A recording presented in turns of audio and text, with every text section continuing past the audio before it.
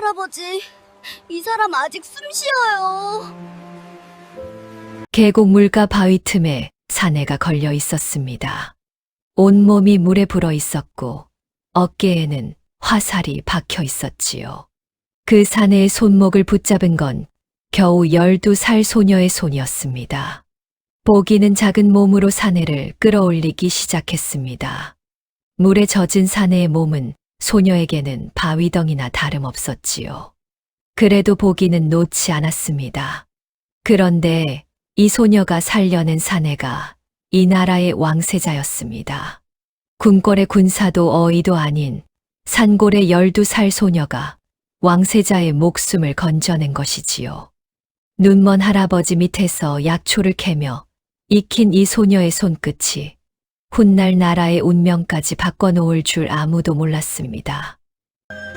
사연 시작 전 구독과 좋아요를 눌러주신다면 저에게는 큰 힘이 됩니다. 그럼 사연 시작합니다. 옛날 옛적 호랑이가 담배 피던 시절 이야기입니다. 궁궐에 한 왕세자가 있었습니다. 이름은 이강. 23, 거침없는 성격의 불의를 보면 그냥 넘어가지 못하는 사람이었지요. 이마가 넓고 어깨가 반듯한 것이 보는 이마다 장차 큰 그릇이 될 인물이라 입을 모았습니다. 하지만 정작 본인은 궁 안에 갇혀 경서만 들여다보는 날들이 답답하기 그지없었지요. 세자가 답답해하는 데는 이유가 있었습니다. 조정에 홍태주라는 정승이 있었는데 이 자가 문제였습니다. 겉으로는 누구보다 충직한 신하를 자처했지만 실제로는 남쪽 고을의 세곡을 몇 년째 몰래 빼돌리고 있었지요. 백성의 곡식을 제 곳간에 쌓아두고 있었던 겁니다. 세자 이강은 이 사실을 진작부터 의심하고 있었습니다. 상소를 올려보기도 했지요. 하지만 번번이 묵살되었습니다. 조정의 요직마다 홍태주 사람이 앉아 있었거든요. 아무리 세자라 해도 증거 없이는 꿈쩍도 할 수 없는 상황이었습니다. 세자는 밤마다 이를 갈았습니다. 상소를 100번 올려봐야 저들 손에서 막힌다. 직접 눈으로 확인하지 않으면 아무것도 바뀌지 않는다. 결심이 선 건 어느 가을밤이었습니다. 세자는 측근 내관 한 명만 불러들였지요. 나와 함께 궁을 나선다. 아무에게도 말하지 마라. 내관은 기겁을 했습니다. 세자가 몰래 궁을 빠져나간다는 건 상상도 못할 일이었으니까요. 하지만 세자의 눈빛이 워낙 단호했기에 감히 말릴 수 없었습니다. 그날 밤 세자와 내관은 행색을 바꿔 입었습니다. 비단 도포 대신 낡은 무명옷을 걸치고 갓 대신 삿갓을 눌렀었지요. 누가 봐도 시골 선비와 하인으로밖에 보이지 않았습니다. 두 사람은 궁의 후문을 빠져나와 어둠 속으로 사라졌습니다. 남쪽 고을을 향해 걸음을 재촉했지요. 세자의 목표는 하나였습니다. 홍태주가 세곡을 빼돌린 창고를 직접 확인하고 장부를 손에 넣는 것. 그런데 이 궁궐에는 홍태주의 눈과 귀가 곳곳에 심어져 있었습니다. 세자가 궁을 비웠다는 사실이 홍태주의 귀에 들어가는 데는 이틀이 채 걸리지 않았지요. 소식을 전해들은 홍태주의 표정은 처음에는 당혹, 그 다음에는 싸늘한 계산이었습니다. 세자가 궁 밖에 나왔다고? 홍태주는 오래 생각하지 않았습니다. 궁 안에서는 세자에게 손을 댈 수 없었지요. 하지만 궁 밖이라면 이야기가 달라집니다. 산길에서 도적에게 당했다고 하면 그만이었습니다. 홍태주는 그날 밤 자객 서너 명을 불러들였습니다. 하나같이 솜씨가 알려진 자들이었지요. 세자가 남쪽으로 향하고 있다. 궁으로 돌아오기 전에 반드시 길에서 처리하라. 실패는 없다. 자객들은 고개를 숙이고 어둠 속으로 흩어졌습니다. 한편 세자 이강은 이런 사실을 까맣게 모르고 있었습니다. 남쪽 고을을 향해 산길을 걷고 있었지요. 내관과 둘이서 낮에는 주막에서 쉬고 밤에는 길을 재촉하는 여정이었습니다. 사흘째 되는 날이었습니다. 산 하나만 넘으면 남쪽 고을이 코앞이었지요. 세자는 발걸음이 가벼워졌습니다. 거의 다 왔구나. 그런데 바로 그 산길에서 일이 벌어졌습니다. 앞서 걷던 내관이 갑자기 우뚝 멈춰 섰습니다. 잠깐. 뭔가 이상합니다. 산길이 너무 조용했습니다. 새소리도 바람 소리도 끊겼지요. 숲이 숨을 죽인 것 같았습니다. 그 순간이었습니다. 사방에서 화살이 날아왔습니다. 내관이 세자를 밀쳐냈습니다. 그 순간 내관의 몸이 크게 흔들리더니 그대로 쓰러졌지요. 어서 피하십시오. 내관은 그 말을 남기고 더 이상 일어나지 못했습니다. 세자는 이를 악물었습니다. 도망치는 수밖에 없었지요. 뒤돌아 산길을 달리기 시작했습니다. 나뭇가지가 얼굴을 핥히고 돌부리에 발이 걸렸지만 멈출 수 없었습니다. 그때 어깨에 불이 붙는 듯한 통증이 왔습니다. 화살 한 대가 오른쪽 어깨에 박힌 것이었지요. 그것도 보통 화살이 아니었습니다. 화살 촉에 독이 묻어 있었던 겁니다. 독이 퍼지기 시작하자 세자의 시야가 빠르게 흐려졌습니다. 다리에 힘이 빠지고 귀가 먹먹해지기 시작했지요. 나무와 하늘이 뒤섞여 빙글빙글 돌았습니다. 세자는 더 이상 달릴 수 없었습니다. 발밑이 갑자기 허공이 되었지요.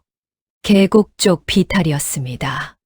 몸이 굴러 떨어졌습니다. 돌에 부딪히고 가지에 걸리고 마지막에는 차가운 물속으로 빠져들었지요.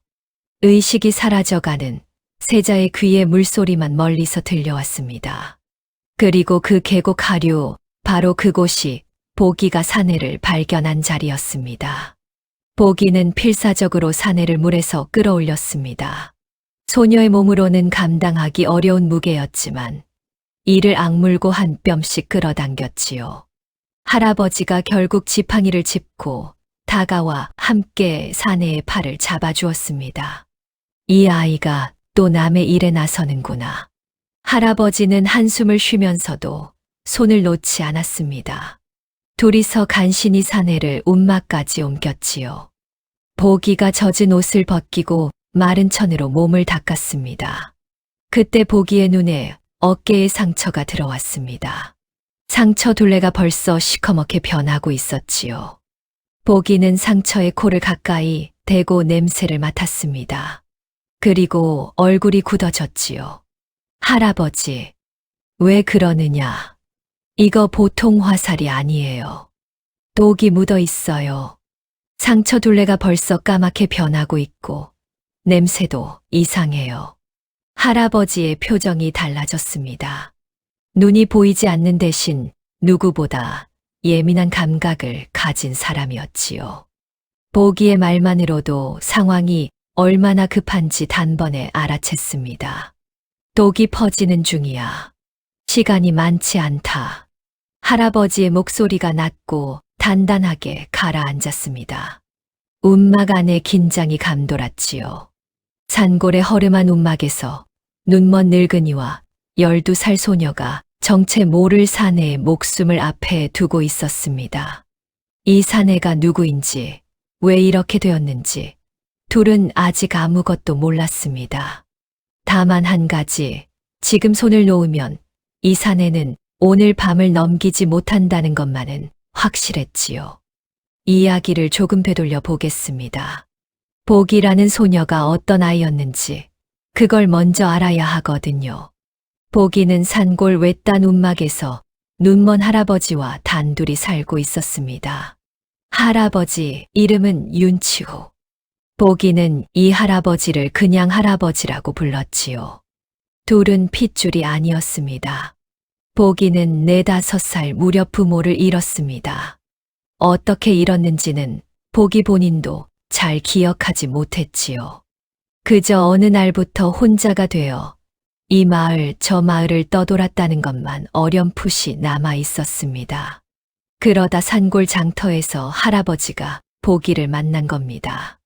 갈 곳 없이 혼자 떠돌고 있던 아이를 눈먼 노인이 지팡이 끝에 걸려 알아챈 것이지요. 이게 사람이냐? 할아버지가 지팡이로 더듬다가 작은 몸뚱이를 만졌습니다. 아이구나.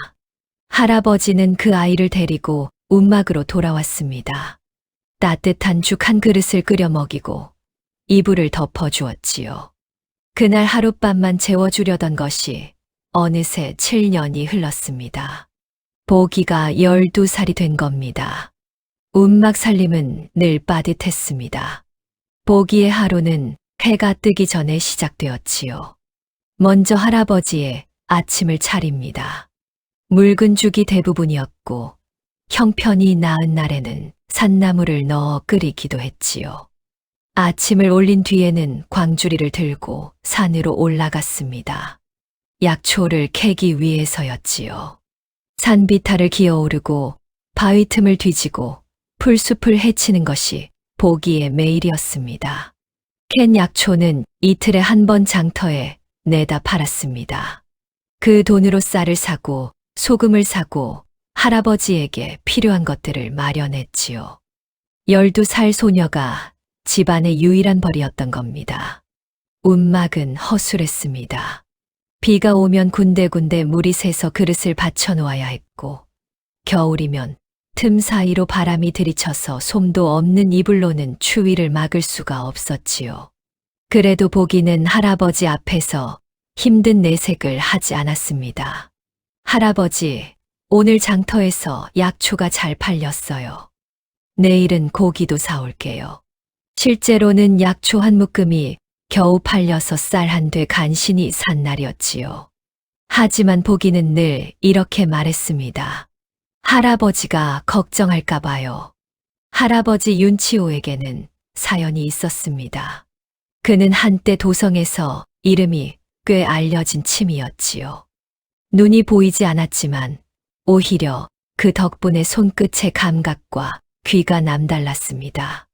맥을 짚으면 어디가 막혀 있는지 귀신같이 알아냈고 침을 놓는 솜씨는 눈 멀쩡한 침이들보다 정확했지요. 소문이 퍼져서 꽤 이름이 났었습니다.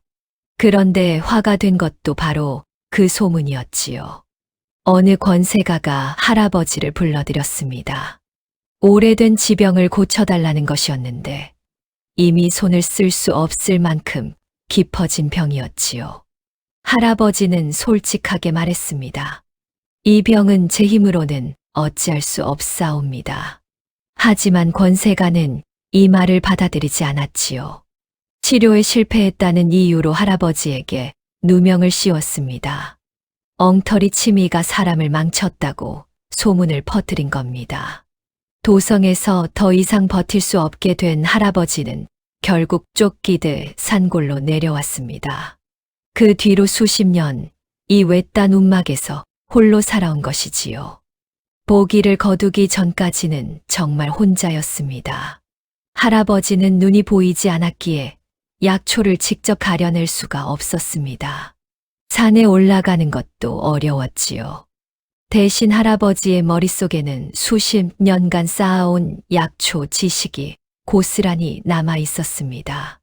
어떤 풀이 어디에 자라는지, 어떤 냄새가 나는지, 어떤 것과 함께 다려야 약이 되는지, 눈으로 본 적은 없지만 스승에게 배우고 평생을 다뤄온 지식이었지요.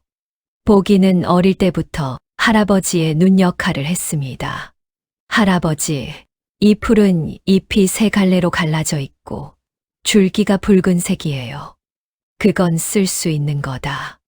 옆에 비슷한 게 있을 텐데 그건 줄기가 초록이야. 그건 손대지 마라. 이런 대화를 매일 반복하며 보기는 약초를 익혀갔습니다. 처음에는 할아버지가 알려주는 대로만 캤지만 해가 갈수록 보기의 감각은 할아버지의 가르침을 넘어서기 시작했지요.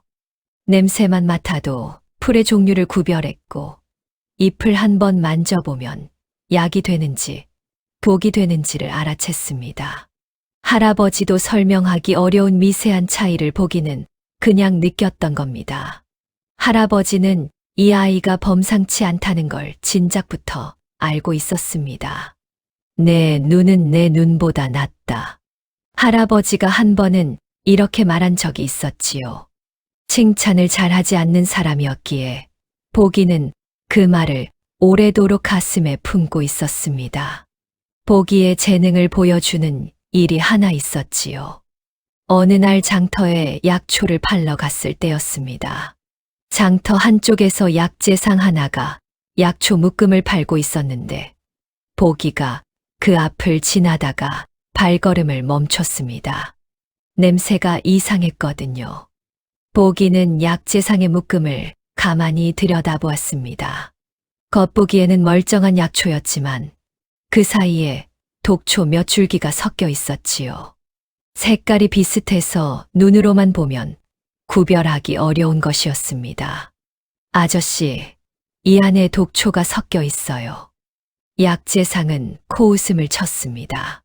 뭐, 계집아이가 뭘 안다고 남의 장사에 참견이야. 저리 가. 보기는 더 말하지 않았습니다. 말해봐야 들을 사람이 아니었으니까요. 그냥 돌아섰지요. 며칠 뒤 소문이 들려왔습니다. 그 약재상에게서 약초를 산 사람이 크게 탈이 났다는 것이었지요. 독초가 섞여 있었던 겁니다. 장터 사람들이 웅성거렸습니다. 그 산골 소녀가 미리 알아챘다면서. 설마 12살짜리가? 소문은 잠깐 돌다가 곧 잊혔지요. 장터에서 가난한 소녀의 말에 귀 기울이는 사람은 없었으니까요. 보기는 여전히 약초 묶음을 들고 장터 구석에 쪼그려 앉아 팔아야 하는 소녀일 뿐이었습니다. 재능이 있어도 알아주는 사람이 없으면 그냥 묻히는 겁니다. 하지만 할아버지는 달랐습니다. 그날 저녁 보기가 장터 이야기를 하자 할아버지는 한참 동안 말이 없었지요. 할아버지, 왜 그래요? 아니다. 별것 아니야. 할아버지는 그렇게 넘겼지만 속으로는 생각이 깊어지고 있었습니다. 이 아이의 재능이 이 산골에서 썩어가고 있다는 것. 하지만 눈먼 늙은이가 해줄 수 있는 게 아무것도 없다는 것. 그게 할아버지에게는 가장 큰 짐이었지요. 보기에게도 꿈이 하나 있었습니다. 언젠가 할아버지의 눈을 고칠 약을 찾는 것이었지요. 산에서 약초를 캘 때마다 혹시 모를 풀을 하나씩 따로 모아두었습니다. 효험이 있다는 풀이 있으면 어디서든 구해왔지요. 물론 그런 약이 있을 리 없었습니다. 보기도 마음 한구석으로는 알고 있었지요. 하지만 포기하지 않았습니다. 할아버지가 다시 볼 수 있으면 할아버지, 침솜씨를 알아줄 사람이 얼마나 많을까. 보기는 그 생각으로 매일 산을 올랐습니다. 가난했지만 두 사람의 움막에는 서로를 아끼는 마음이 있었지요.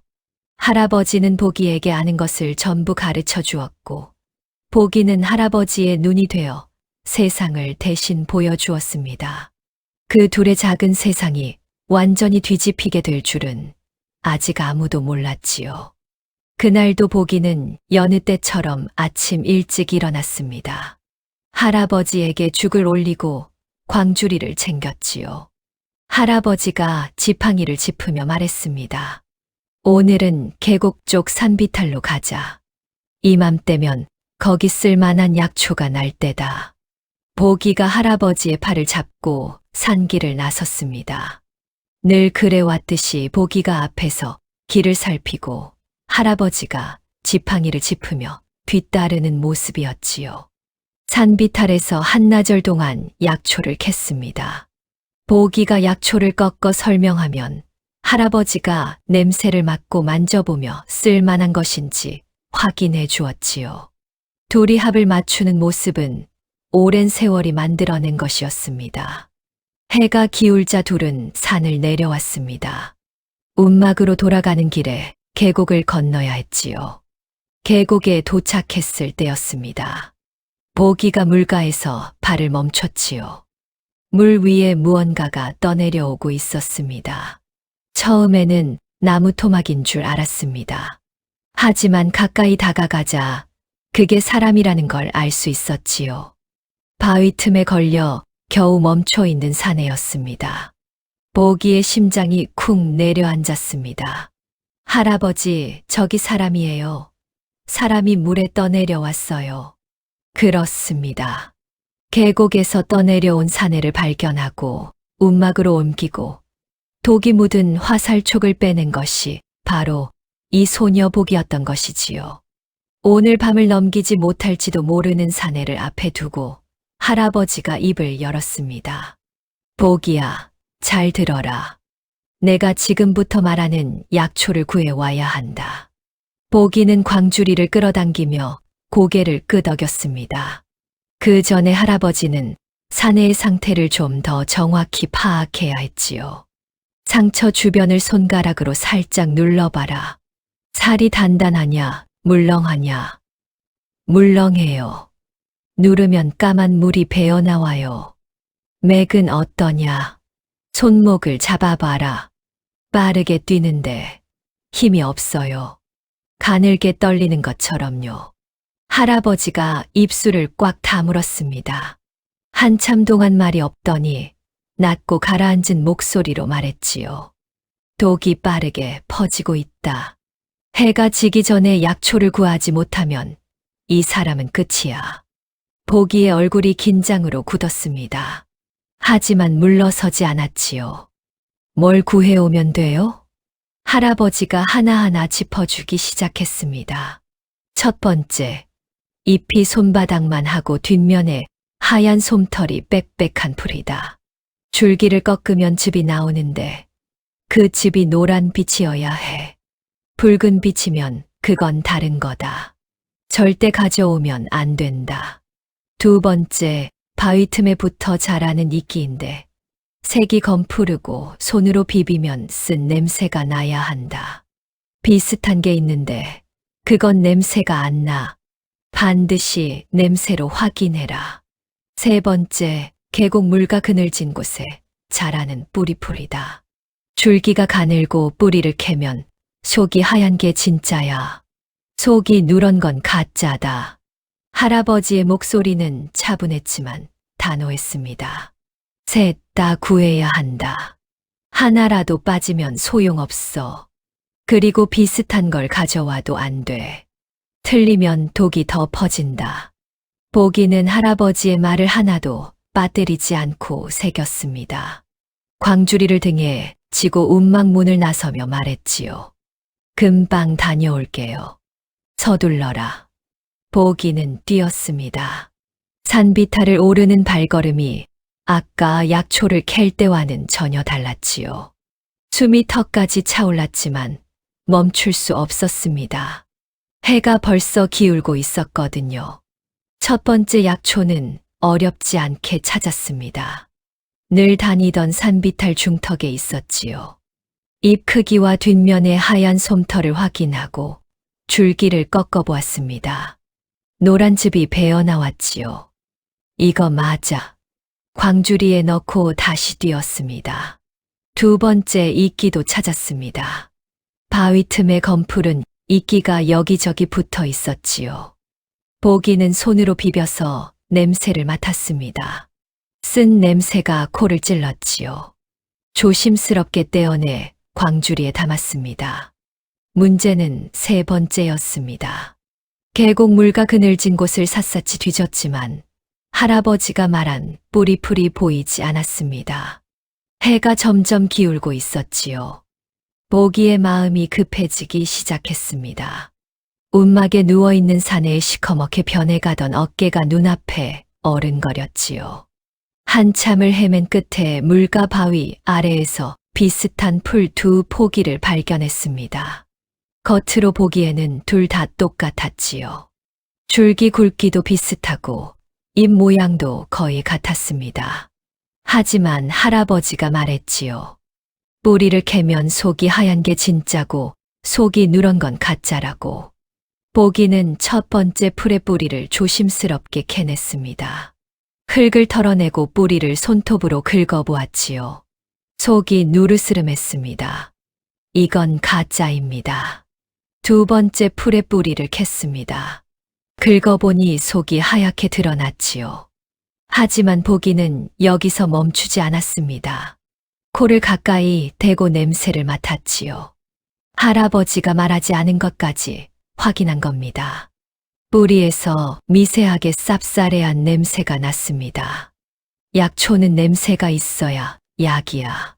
할아버지가 예전에 해준 말이었지요. 보기는 고개를 끄덕이며 뿌리풀을 광주리에 넣었습니다. 셋 다 모았습니다. 보기는 산을 내려뛰었습니다. 광주리를 등에 꽉 붙잡고 넘어질 뻔하면서도 멈추지 않았지요. 움막에 도착했을 때 할아버지는 이미 준비를 하고 있었습니다. 솥에 물을 올려놓고 불을 피워둔 것이지요. 눈이 보이지 않아도 할 수 있는 일은 미리 해둔 겁니다. 다 구해왔어요.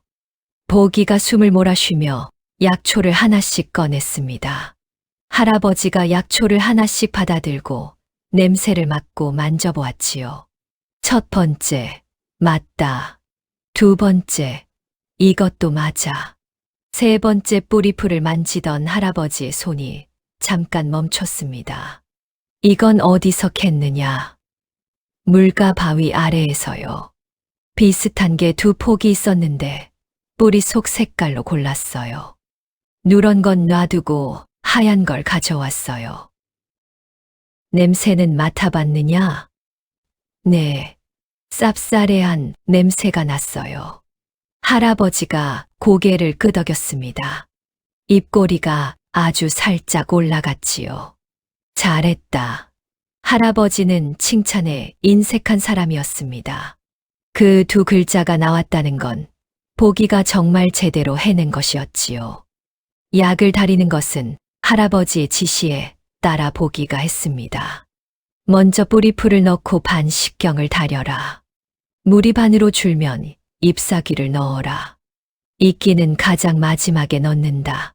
순서가 바뀌면 약이 아니라 독이 돼. 보기는 할아버지의 말 한마디 한마디에 집중하며 손을 놀렸습니다. 불의 세기를 조절하고 솥 안을 들여다보며 물의 양을 확인했지요. 약이 다려지는 동안 할아버지는 따로 고약을 만들었습니다. 남은 약초를 빻아서 개는 작업이었지요. 눈이 보이지 않아도 손끝의 감각만으로 약재를 다루는 솜씨는 여전했습니다. 둘이 합을 맞추는 모습은 오랜 세월이 만들어낸 것이었지요. 할아버지의 지식과 보기의 눈과 손, 이 둘이 합쳐져야만 완성되는 치료였습니다.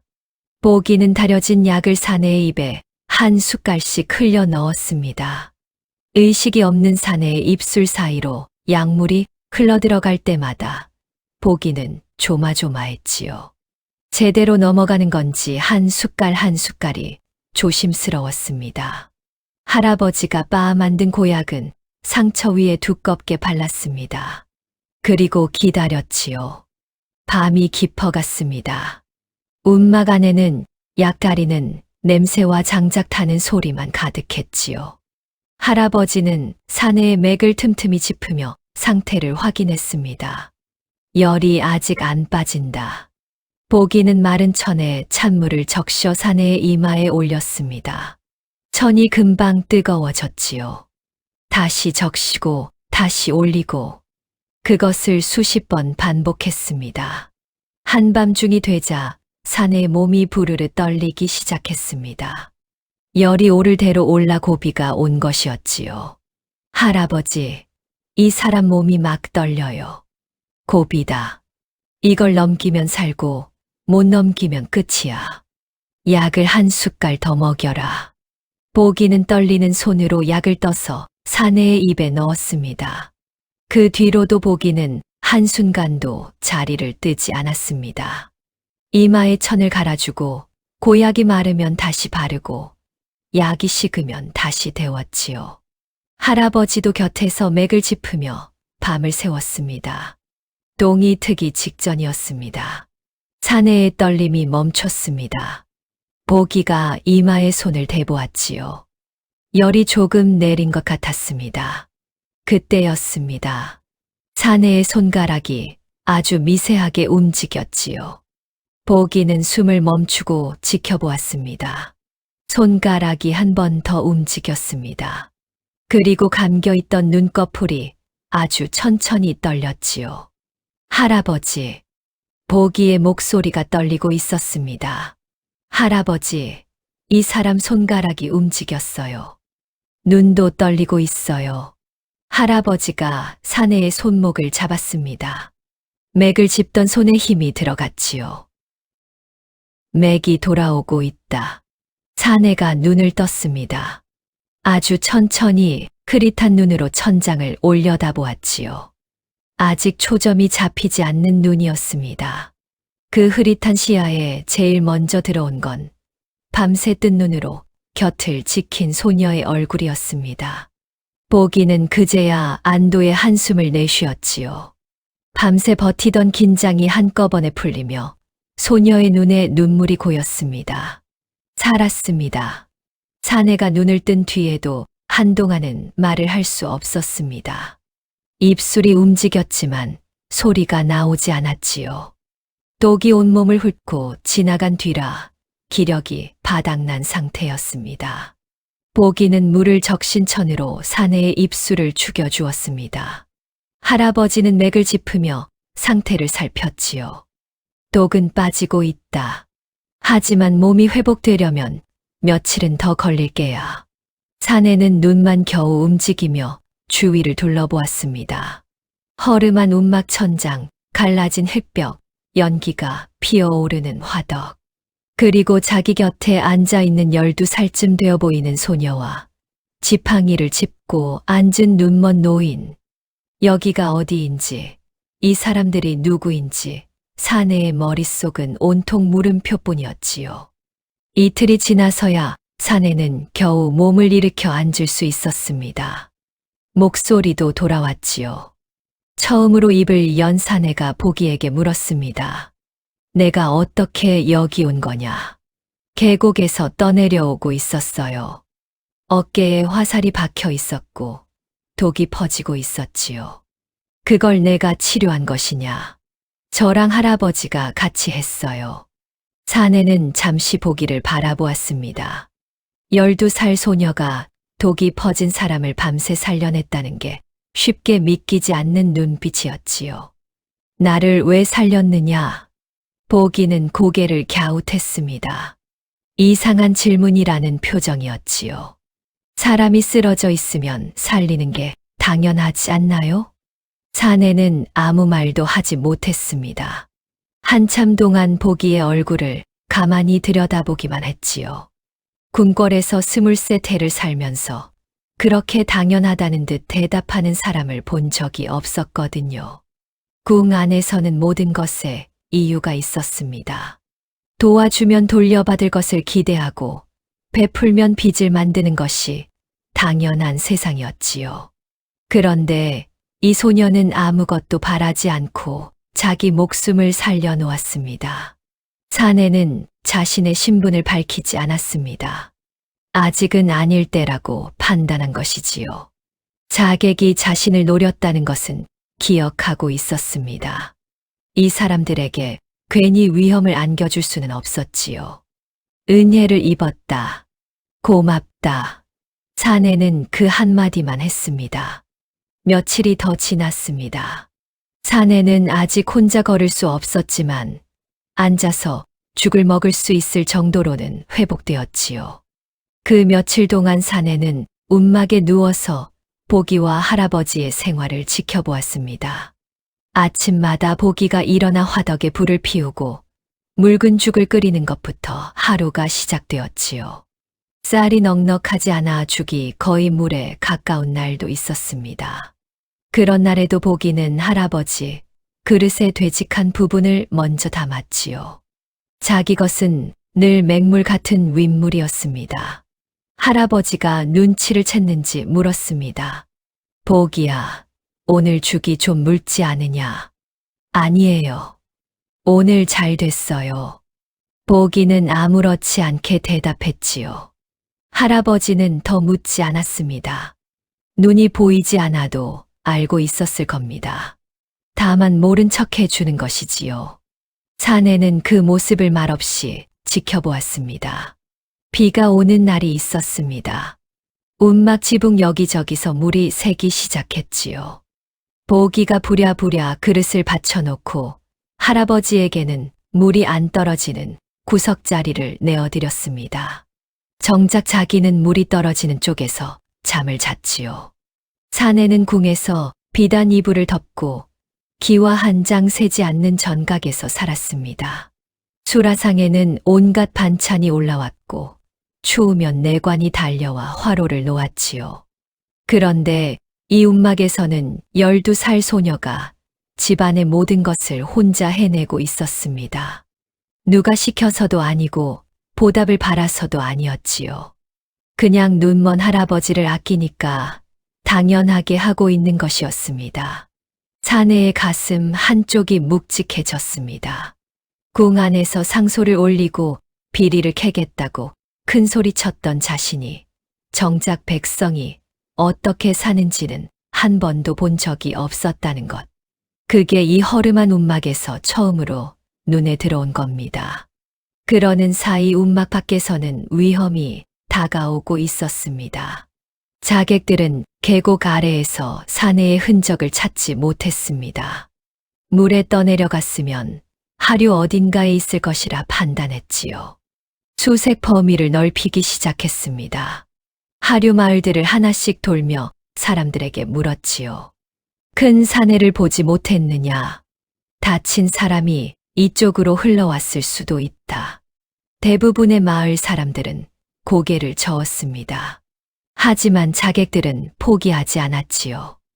홍태주의 명이 떨어져 있었으니까요. 세자를 확인하지 못하면 자기들 목숨도 위태로운 처지였습니다. 수색 범위가 점점 좁혀지고 있었습니다. 보긴의 움막이 있는 산골 마을까지 얼마 남지 않았지요. 그날 보기는 약초를 팔러 장터에 나갔습니다. 장터에서 이상한 기운을 느꼈지요. 평소에 보지 못하던 사내들이 서너 명 돌아다니고 있었습니다. 장사꾼 행색이 아니었습니다. 눈빛이 달랐지요. 여기저기 두리번거리며 사람들에게 무언가를 물어보고 다니고 있었습니다. 보기는 슬쩍 가까이 다가가 귀를 기울였지요. 다친 사내를 보지 못했소.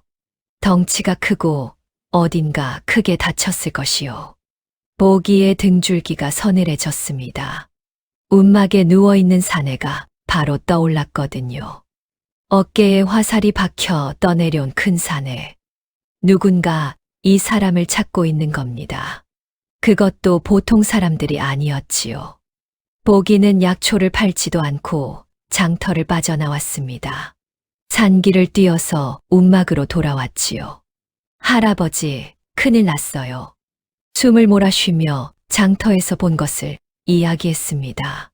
할아버지의 얼굴이 어두워졌지요. 그자들이 여기까지 올 수 있겠느냐. 장터에서 우리 마을까지 반나절이면 와요. 오늘 안에 올 수도 있어요.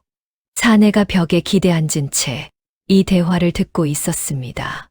표정이 굳어졌지요. 자객들이 아직 자기를 찾고 있다는 것을 알아챈 겁니다. 그리고 자기 때문에 이 사람들이 위험해질 수 있다는 것도. 나를 내보내시오. 내가 있으면 두 분이 위험하오. 사내가 말했지만 아직 혼자 일어서지도 못하는 상태였지요. 보기가 단호하게 고개를 저었습니다. 걸을 수도 없으면서 어디로 가시려고요. 할아버지도 한마디 했습니다. 살려놓은 사람을 내보내서 또 쓰러지게 할 수는 없소. 그건 도리가 아니지. 사내는 입을 다물었습니다. 할 말이 없었지요. 보기는 빠르게 움직이기 시작했습니다. 움막 뒤쪽에 할아버지의 약재광이 있었지요. 좁고 어두운 공간이었지만 안에는 말린 약초가 가득 쌓여 있었습니다. 보기가 약초 더미를 한쪽으로 밀어 사람 하나가 누울 만한 공간을 만들었지요. 여기 들어가세요. 이 안에? 약초 냄새가 진동하니까 사람 냄새를 못 맡아요. 안쪽에 누워 있으면 밖에서는 모릅니다. 사내를 광 안으로 옮겼습니다. 보기가 사내의 팔을 잡아 부축하고 할아버지가 뒤에서 밀었지요. 사내를 안쪽에 눕힌 뒤 보기는 말린 약초 더미를 다시 입구 쪽으로 쌓아 올렸습니다. 밖에서 보면 그냥 약초가 가득 찬 광으로밖에 보이지 않았지요. 숨소리를 죽이세요. 무슨 소리가 들려도 절대 움직이면 안 됩니다. 보기는 광문을 닫고 움막으로 돌아왔습니다. 그리고 아무 일도 없었다는 듯 평소처럼 자리를 잡았지요. 해가 기울 무렵이었습니다. 움막 밖에서 발소리가 들려왔지요. 한 명이 아니었습니다. 서너 명이 동시에 다가오는 발소리였습니다. 여기 사는 자 나와라. 거친 목소리가 움막 안까지 들려왔지요. 보기는 할아버지의 손을 잡았습니다. 할아버지가 보기의 손을 가만히 쥐어주었지요. 보기가 움막 문을 열고 나갔습니다. 누구세요? 문 앞에 사내 셋이 서 있었습니다. 장터에서 봤던 그 사내들이었지요. 보기는 모르는 척 눈을 껌벅였습니다. 여기 너 말고 또 누가 사느냐? 할아버지랑 둘이 살아요. 다른 사람은 없느냐? 다친 사내를 보지 못했느냐? 다친 사내요? 못 봤는데요. 여긴 아무도 안 와요. 사내 하나가 움막 안을 들여다보았습니다. 허름한 화덕, 낡은 솥, 구석에 깔린 이불, 그리고 지팡이를 짚고 앉아있는 눈먼 노인. 아무리 봐도 가난한 살림이었지요. 할아버지가 입을 열었습니다. 무슨 일이시오? 보시다시피 눈먼 늙은이와 어린 것 둘뿐이요. 우리한테 무슨 용무가 있으시오? 사내들이 서로 눈짓을 주고받았습니다. 그중 하나가 움막 뒤쪽을 가리키며 말했지요. 뒤에 있는 건 뭐냐? 약재 광이에요. 할아버지가 쓰는 약초 넣어두는 곳이에요. 사내가 광 쪽으로 걸어갔습니다. 보기의 심장이 빠르게 뛰었지만 표정은 바꾸지 않았지요. 사내가 광 문을 열었습니다. 안에서 말린 약초 냄새가 확 밀려나왔지요. 코를 찌르는 진한 냄새의 사내가 얼굴을 찡그렸습니다. 약초밖에 없는 것 같은데. 좁은 광 안에 약초 더미가 빽빽이 쌓여 있었지요. 사람이 숨을 공간이 있을 거라고는 생각하기 어려운 모습이었습니다. 게다가 약초 냄새가 너무 진해서 다른 냄새는 맡을 수가 없었지요. 사내가 광 문을 닫았습니다. 여기는 아닌 것 같다. 가자. 사내들이 움막을 떠났습니다. 발소리가 산길 아래로 멀어져 갔지요. 보기는 발소리가 완전히 사라질 때까지 움막 앞에 서서 기다렸습니다. 다리가 후들거렸지만 끝까지 서 있었지요. 발소리가 완전히 들리지 않게 된 뒤에야 보기는 광으로 달려갔습니다. 다 갔어요. 나오셔도 돼요. 약초 더미를 걷어내자 사내가 땀에 젖은 채 누워 있었지요. 숨을 죽이고 있느라 온몸에 힘이 들어가 있었습니다. 사내가 광에서 나오며 보기를 바라보았습니다. 아까 자객들 앞에서 태연하게 연기하던 그 소녀가 지금은 다리를 부들부들 떨고 있었지요. 12살이었습니다. 무서웠을 겁니다. 그런데도 해낸 것이었지요. 사내는 아무 말 없이 고개를 깊이 숙였습니다. 자객들이 떠난 뒤 움막에는 무거운 침묵이 내려앉았습니다. 사내는 벽에 등을 기댄 채 한동안 입을 열지 않았지요.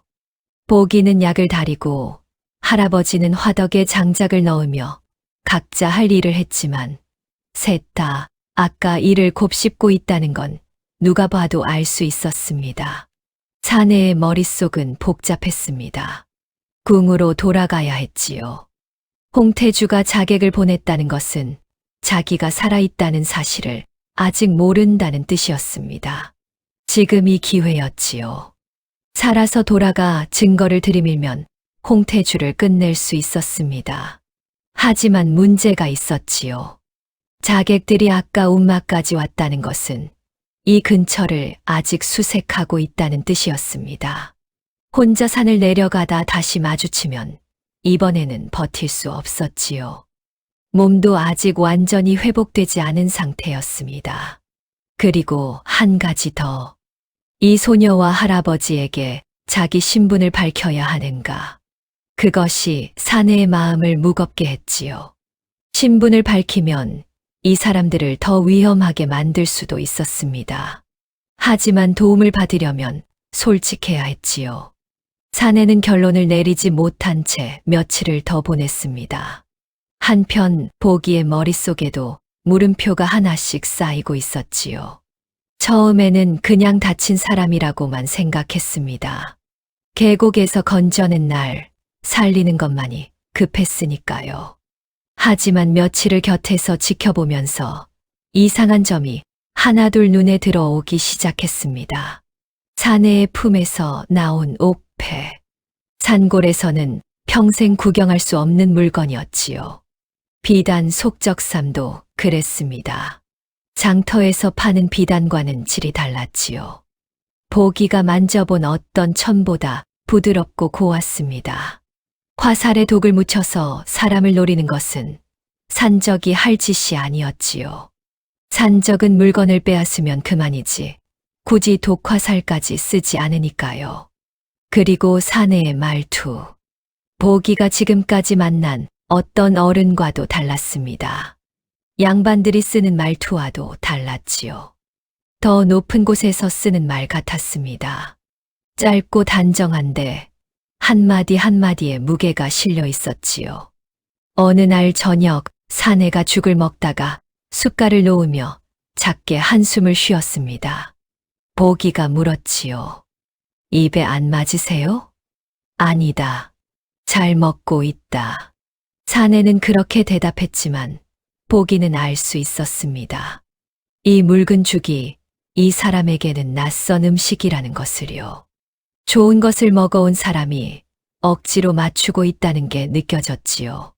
그런데도 불평 한마디 하지 않았습니다.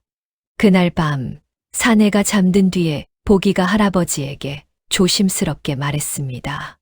할아버지, 저 사람 보통 양반도 아닌 것 같아요. 왜 그렇게 생각하느냐? 옥패도 그렇고 비단 속적삼도 그렇고 말투도 이상해요. 양반들은 그래도 좀 허물없이 말하잖아요. 이 사람은 달라요. 짧게 말하는데 함부로 말하는 법이 없어요. 할아버지가 한참 동안 말이 없었습니다. 나도 느끼고 있다. 혹시 보기가 말을 잊지 못했지요. 할아버지도 마찬가지였습니다. 둘 다 같은 생각에 이르렀지만 차마 입 밖에 내지는 못했지요. 만약 그 생각이 맞다면 자기들이 지금 얼마나 큰 일에 엮여 있는 건지 감히 가늠할 수 없었으니까요. 함부로 추측하지 마라. 그분이 말할 때가 되면 말하실 거다. 할아버지가 조용히 마무리했습니다. 보기는 고개를 끄덕였지만 마음속의 물음표는 사라지지 않았지요. 결국 먼저 입을 연 것은 사내 쪽이었습니다. 자객이 다녀간 지 사흘째 되는 날 아침이었지요. 사내가 보기와 할아버지를 앞에 앉혀놓고 말했습니다. 할 말이 있다. 보기와 할아버지가 조용히 사내를 바라보았지요. 나는 돌아가야 할 곳이 있다. 그런데 혼자서는 갈 수 없는 처지다. 도움을 구하려면 솔직해야 한다고 생각했다. 사내가 잠시 숨을 고른 뒤 말을 이었습니다. 나는 이 나라의 왕세자다. 운마간이 조용해졌습니다. 보기가 숨을 삼켰지요. 할아버지의 손이 지팡이 위에서 미세하게 떨렸습니다. 하지만 놀라움은 잠깐이었지요. 둘 다 이미 짐작하고 있었으니까요. 보기가 먼저 입을 열었습니다. 알고 있었어요. 확신은 못했지만요. 할아버지는 조금 더 시간이 걸렸습니다. 떨리는 손을 가다듬고 나서야 입을 열었지요. 저하, 한 가지 여쭤도 되겠습니까? 말하라. 저하를 해치려 한 자들이 보낸 것이 아까 그 자객들이옵니까? 그렇다. 할아버지의 얼굴에 걱정이 깊게 드리워졌습니다. 저하를 숨겨드린 것이 알려지면 우리도 무사하지 못할 것이옵니다. 사내, 아니 왕세자 이강이 고개를 끄덕였습니다. 알고 있소. 그래서 더 미안하오. 하지만 반드시 은혜를 갚겠소. 내가 궁으로 돌아가기만 하면 두 분을 지킬 수 있소. 할아버지가 한참 동안 말없이 앉아 있었습니다. 그리고 천천히 고개를 숙였지요. 저하의 말씀을 믿겠습니다. 보기는 할아버지와 세자를 번갈아 보았습니다. 12살 소녀에게는 다 이해하기 어려운 상황이었지요. 하지만 한 가지는 알 수 있었습니다. 이 사람이 돌아가야 할 곳이 있고 자기들의 도움이 필요하다는 것. 제가 도울 수 있는 게 있으면 말씀하세요. 보기가 말했습니다. 세자가 소녀를 바라보았지요. 계곡에서 자기를 건져낸 것도, 밤새 약을 다려 살린 것도, 자객 앞에서 기지를 발휘한 것도 이 소녀였습니다. 그런데 지금 또 돕겠다고 나서고 있었지요. 고맙다. 세자가 조용히 말했습니다. 하산 준비가 시작되었지요. 세자가 품에서 무언가를 꺼냈습니다. 천에 쌓여 있던 것을 펼치자 자기 어깨에 박혀 있던 화살촉이 나왔지요. 이것이 나를 해치려 한 자의 증거가 된다. 이 화살촉에 묻은 독의 종류와 만듦새를 보면 누가 보낸 자객인지 추적할 수 있다가 보기가 화살촉을 들여다보았습니다. 그리고 냄새를 맡더니 고개를 끄덕였지요. 여기 아직 독이 남아 있어요. 마른 천으로 한 겹 더 싸서 밀봉해야 해요. 공기에 오래 닿으면 독이 날아가서 나중에 증거로 쓸 수 없을지도 몰라요. 세자가 보기를 바라보았습니다. 12살 소녀가 증거 보존까지 생각하고 있다는 것에 다시 한번 놀란 눈빛이었지요. 보기는 깨끗한 천을 가져와 화살촉을 조심스럽게 감쌌습니다. 냄새가 새지 않도록 단단히 여몄지요. 이렇게 해두면 한동안은 괜찮을 거예요. 세자가 천에 쌓인 화살촉을 다시 품에 넣었습니다. 다음은 길 문제였지요. 큰 길로 내려가면 자객들과 마주칠 수 있어요. 보기가 말했습니다. 큰 길 말고 다른 길이 있느냐? 산 뒤쪽으로 돌아가는 샛길이 있어요. 약초 캐러 다니면서 알게 된 길인데 마을 사람들도 잘 모르는 길이에요. 거기로 가면 큰 길 반대쪽으로 내려갈 수 있어요. 세자가 고개를 끄덕였습니다. 그 길을 안내해 줄 수 있겠느냐? 제가 앞장설게요.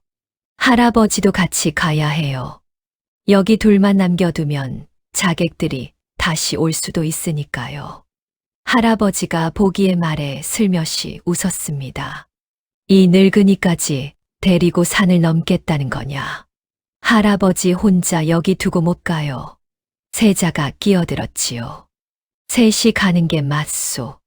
나 때문에 시작된 일이니 두 분 모두 안전한 곳까지 함께 가야 하오. 하산 날짜를 정했습니다. 세자의 몸이 조금 더 회복될 때까지 이틀을 더 기다리기로 했지요. 그 이틀 동안 보기는 길에서 먹을 양식을 준비하고 할아버지는 세자에게 줄 마지막 약을 다렸습니다. 움막 안에는 조용하지만 단단한 긴장감이 흐르고 있었지요. 며칠 뒤면 이 산고를 떠난다. 세자는 궁으로, 보기와 할아버지는 아직 어디로 갈지 모르지만 여기서는 더 이상 머물 수 없었습니다.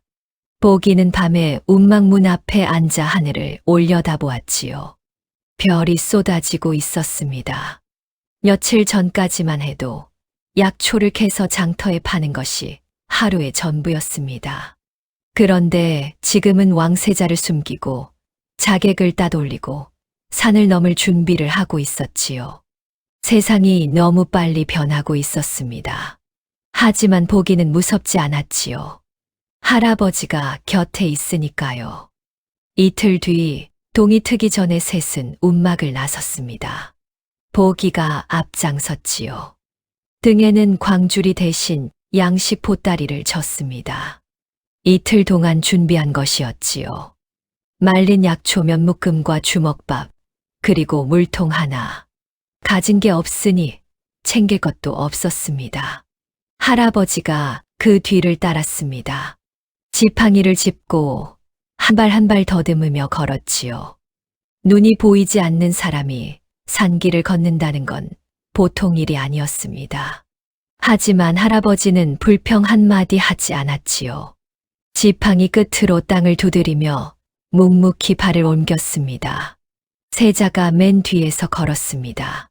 몸은 많이 회복되었지만 아직 완전하지는 않았지요.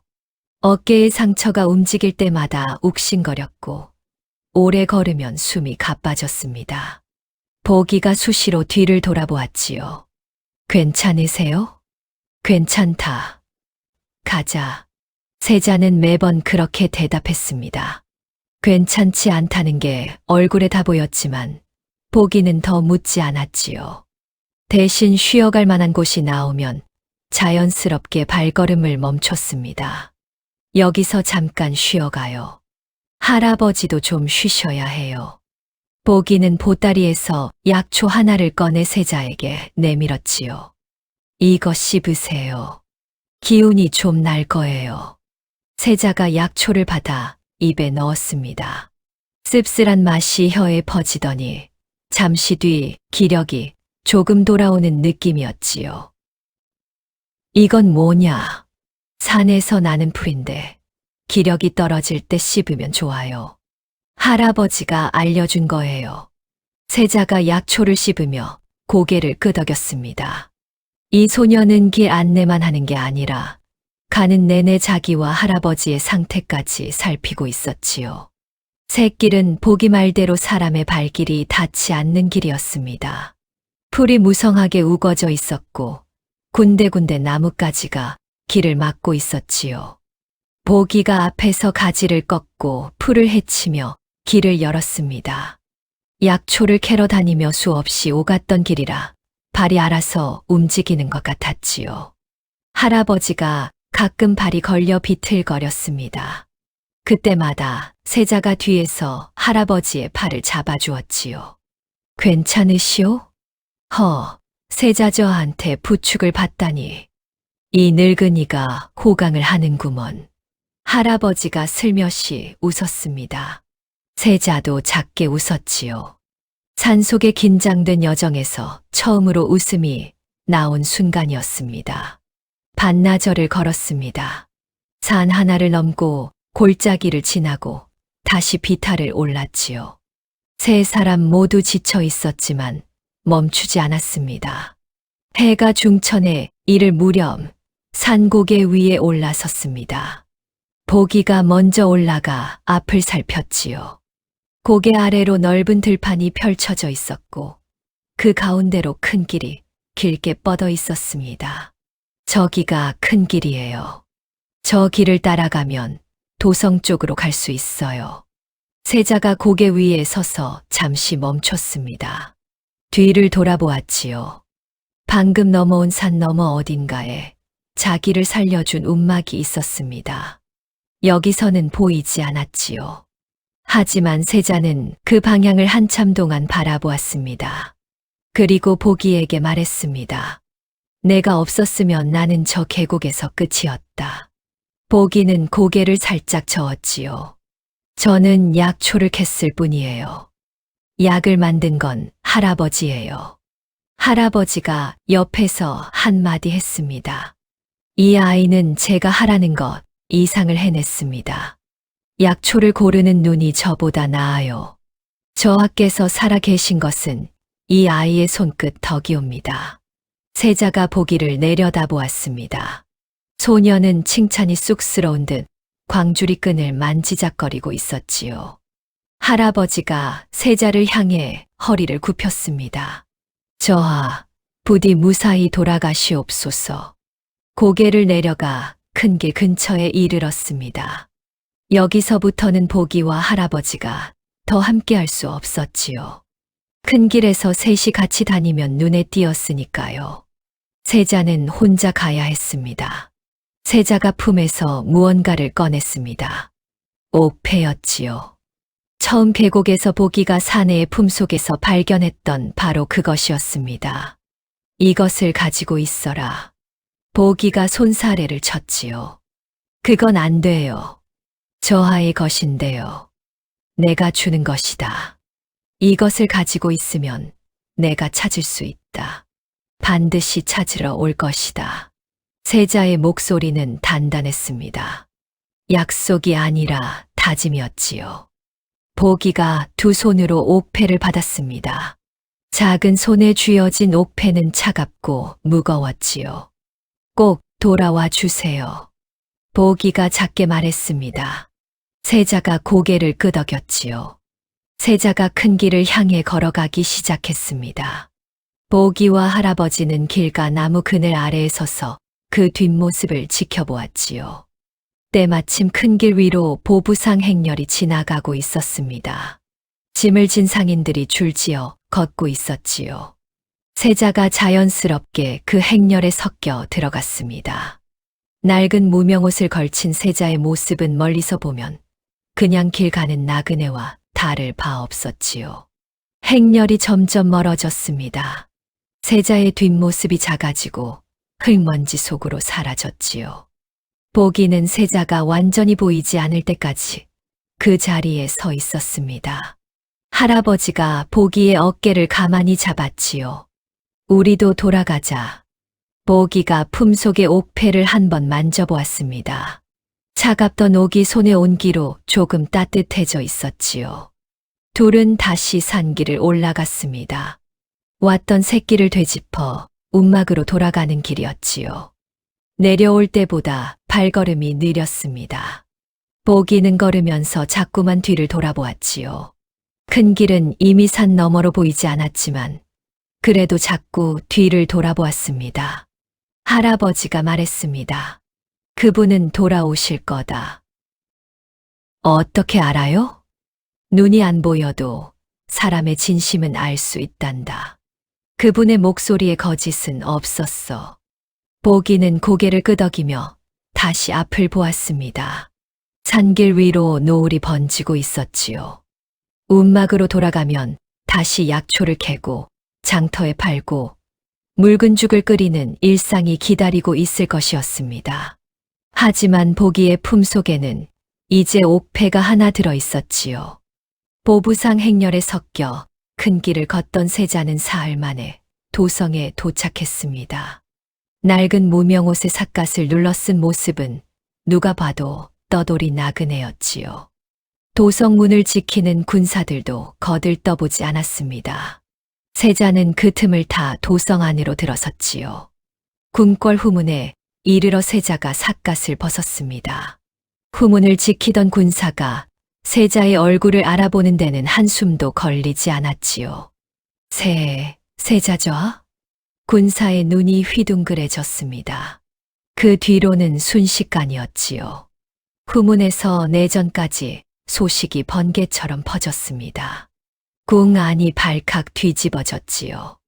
세자가 행방불명된 지 벌써 열흘이 넘어 있었습니다. 궁에서는 난리가 나 있었지요. 왕은 밤마다 잠을 이루지 못했고 신하들은 세자의 행방을 놓고 갑론을박을 벌이고 있었습니다. 그런데 그 세자가 살아서 걸어 들어온 겁니다. 내관들이 달려와 세자를 부축하려 했지만 세자는 손을 저었습니다. 왕전에 먼저 나아가야 한다. 지금 당장. 세자의 눈빛에는 산골 움막에서 보냈던 열흘의 무게가 담겨 있었지요. 세자가 살아 돌아왔다는 소식은 궁 안 구석구석까지 퍼졌습니다. 그 소식을 들은 홍태주의 얼굴은 하얗게 질렸지요. 홍태주는 세자가 이미 처리되었다고 생각하고 있었습니다. 자객들에게서 아무런 연락이 없었지만 그건 일이 깔끔하게 끝났기 때문이라고 여기고 있었지요. 세자가 사라진 것을 빌미로 정국을 자기 뜻대로 움직일 궁리까지 하고 있었습니다. 그런데 세자가 살아 돌아왔습니다. 홍태주의 손이 떨렸지요. 하지만 아직은 모른 척할 수 있다고 생각했습니다. 자객과 자신을 연결할 증거가 없을 거라 판단한 것이지요. 그 판단이 얼마나 큰 착각이었는지 홍태주는 곧 알게 됩니다. 세자가 왕 앞에 나아갔습니다. 왕은 세자의 모습을 보자마자 자리에서 일어났지요. 낡은 무명옷의 얼굴은 수척하고 어깨에는 아직 상처 자국이 남아 있었습니다. 이 무슨 꼴이냐? 왕의 목소리가 떨리고 있었지요. 노여움인지 안도인지 모를 떨림이었습니다. 세자가 왕 앞에 무릎을 꿇었습니다. 아바마마, 먼저 불효를 용서하시옵소서. 몰래 궁을 나선 것은 소자의 잘못이옵니다. 어디에 있었느냐? 무슨 일이 있었느냐? 세자가 품에서 천에 쌓인 무언가를 꺼냈습니다. 천을 풀자 독이 묻은 화살촉이 드러났지요. 소자가 암행 중 자객의 습격을 받았사옵니다. 이 화살촉에는 독이 묻어 있었고 소자는 이것에 맞아 계곡으로 떨어졌사옵니다. 왕의 눈이 화살촉에 고정되었습니다. 누가 보낸 자객이냐? 세자가 고개를 들어 왕의 눈을 똑바로 바라보았지요. 소자가 암행을 나선 것은 정승 홍태주의 세곡 횡령을 확인하기 위함이었사옵니다. 남쪽 고을의 세곡이 몇 년째 빼돌려지고 있다는 정황을 소자가 직접 확인하였고 이 사실이 홍태주의 귀에 들어가면서 자객이 보내어진 것이옵니다. 대전안이 술렁였지요. 왕의 표정이 돌처럼 굳어졌습니다. 홍태주를 당장 불러들여라. 왕의 명이 떨어졌습니다. 홍태주가 대전 앞으로 끌려왔습니다.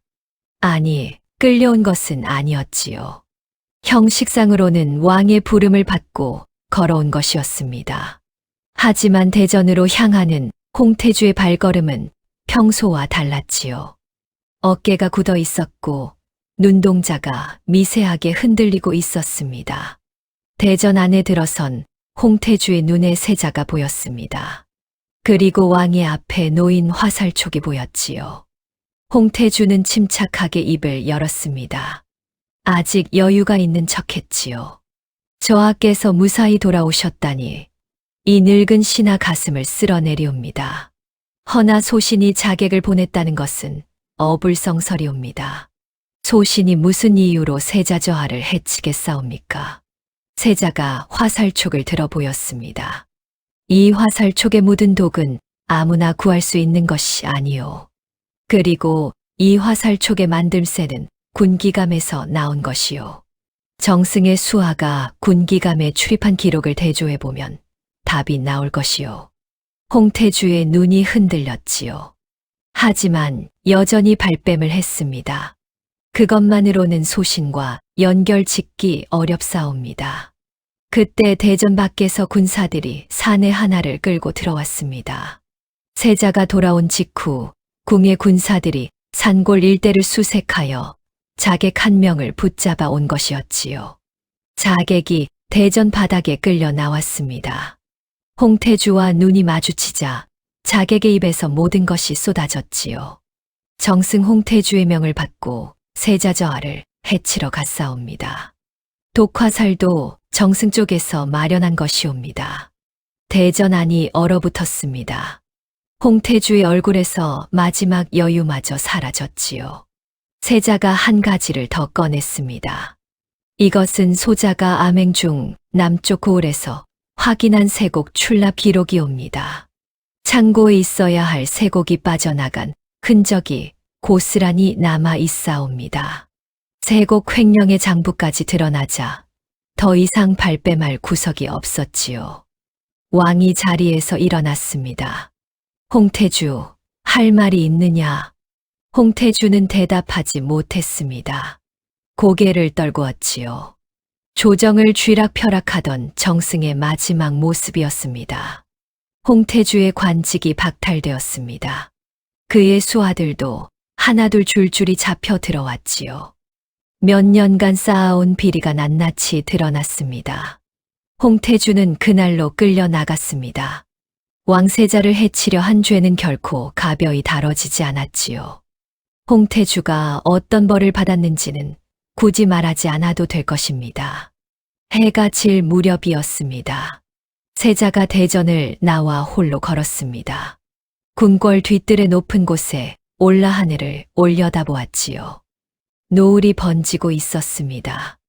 며칠 전 산고개 위에서 본 노을과 같은 빛깔이었지요. 세자의 머릿속에 산골 움막이 떠올랐습니다. 묽은 죽을 끓이던 소녀, 비가 새는 지붕 아래에서도 웃던 얼굴, 자객 앞에서 다리를 떨면서도 끝까지 버틴 12살의 등, 그리고 헤어질 때 작게 말했던 목소리. 꼭 돌아와 주세요. 세자는 품속을 더듬었습니다. 화살촉은 증거로 내놓았지만 그 소녀가 정성스럽게 싸주었던 천 조각은 아직 남아 있었지요. 세자가 그 천을 가만히 쥐었습니다. 반드시 간다. 세자는 낮게 중얼거렸습니다. 노을이 궁궐 지붕 너머로 천천히 사라지고 있었지요. 산골 움막에는 다시 고요한 일상이 돌아와 있었습니다. 보기는 여느 때처럼 아침에 일어나 죽을 끓이고 할아버지에게 올리고 광주리를 들고 산으로 올라갔지요. 약초를 캐서 장터에 내다 팔고 쌀을 사서 돌아오는 하루. 세자가 떠나기 전과 달라진 것은 아무것도 없었습니다. 달라진 것이 있다면 보기의 품속에 옥패가 하나 들어있다는 것뿐이었지요. 밤마다 보기는 옥패를 꺼내 만져보았습니다. 매끄럽고 차가운 감촉이 손끝에 닿을 때마다 산 고개에서 헤어지던 날의 목소리가 떠올랐지요. 반드시 찾으러 올 것이다. 정말 올까?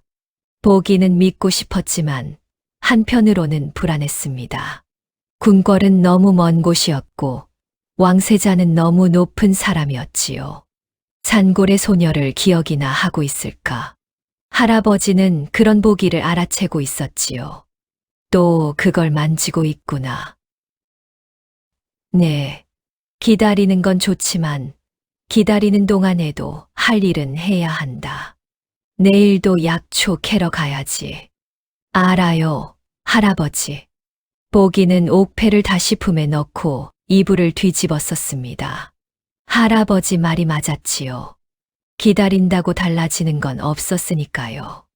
그렇게 보름이 흘렀습니다.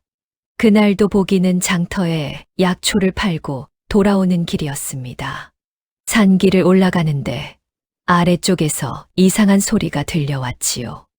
말발굽 소리, 그리고 사람들의 웅성거리는 소리. 이 산골에서는 들을 수 없는 소리였습니다. 보기가 걸음을 멈추고 아래를 내려다보았지요. 가마였습니다.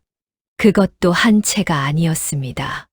가마를 호위하는 사람들이 줄지어 산길을 올라오고 있었지요. 마을 사람들이 집에서 나와 입을 벌리고 쳐다보고 있었습니다. 이 산골에 가마가 올 일은 평생에 한 번도 없었으니까요. 보기의 심장이 빠르게 뛰기 시작했습니다. 설마, 보기는 광주리를 내려놓고 산길을 뛰어 내려갔습니다. 움막에 먼저 도착해서 할아버지에게 소리쳤지요. 할아버지, 밖에 가마가 오고 있어요. 우리 쪽으로 올라오고 있어요. 할아버지가 지팡이를 짚고 일어섰습니다. 가마라고? 네, 호위하는 사람들도 잔뜩 있어요. 할아버지의 입꼬리가 아주 천천히 올라갔지요. 그분이 오셨구나. 움막 앞에 가마가 멈추었습니다. 가마에서 내린 사람은 왕세자 이강이었지요. 산골에서 봤던 낡은 무명 옷차림이 아니었습니다. 단정한 도포에 허리띠를 두른 모습은 움막에 누워 죽을 얻어먹던 그 사내와는 전혀 달라 보였지요. 하지만 얼굴은 같았습니다. 보기를 내려다보는 눈빛도 같았지요. 보기가 얼어붙은 듯 서 있었습니다. 정말 온 겁니다. 진짜로. 할아버지가 먼저 무릎을 꿇으려 했지요. 세자가 다가가 할아버지의 팔을 잡아 일으켰습니다. 무릎 꿇지 마시오. 내 목숨을 살려주신 분께 그런 예를 받을 수 없소. 보기가 정신을 차리고 품에서 옥패를 꺼냈습니다. 두 손으로 공손히 내밀었지요.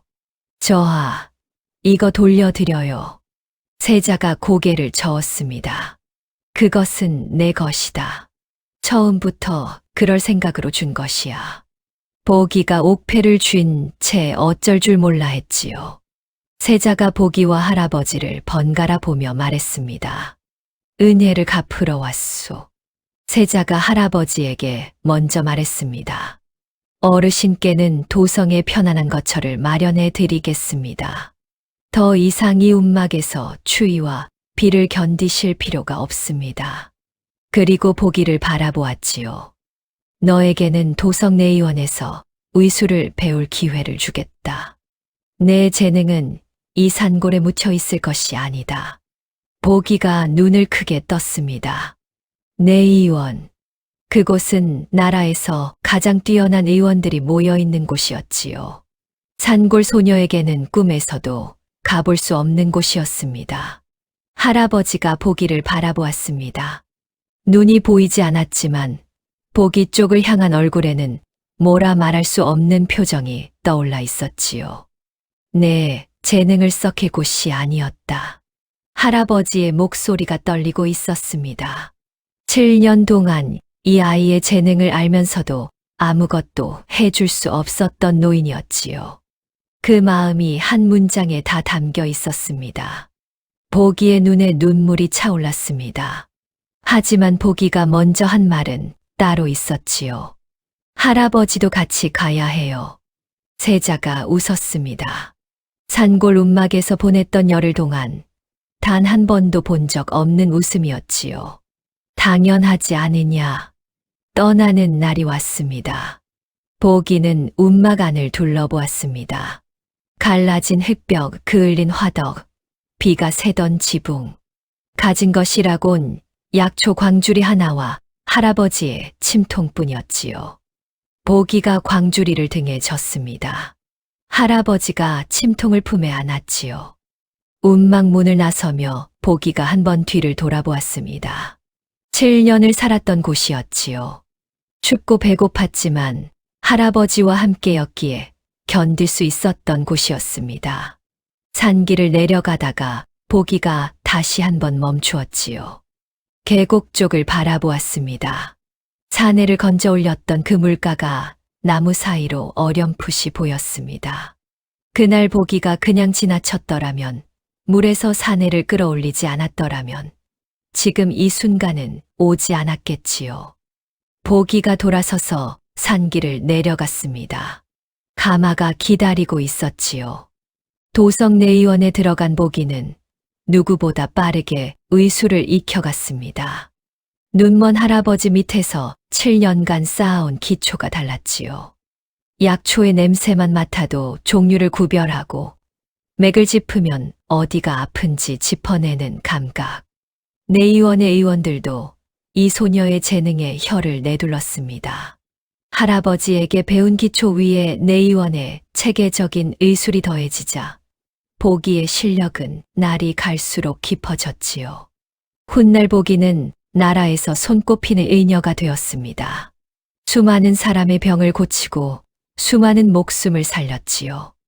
도성 사람들은 보기의 이름을 모르는 이가 없었습니다. 계곡에서 떠내려온 사내의 손목을 붙잡았던 12살 소녀의 손끝이 결국 셀 수 없이 많은 목숨을 살리는 손이 되었습니다. 그 모든 것의 시작은 단 하나였지요. 할아버지, 이 사람 아직 숨 쉬어요. 그날 계곡에서 물러서지 않았던 소녀의 한마디. 그것이 전부였습니다. 오늘 이야기도 끝까지 들어주셔서 고맙습니다. 전해지는 야담을 바탕으로 제가 직접 대본을 쓰고 영상도 하나하나 만들었거든요. 오직 이 채널에서만 볼 수 있는 오리지널 콘텐츠니까요. 다음에도 더 기막힌 사연으로 찾아뵐게요.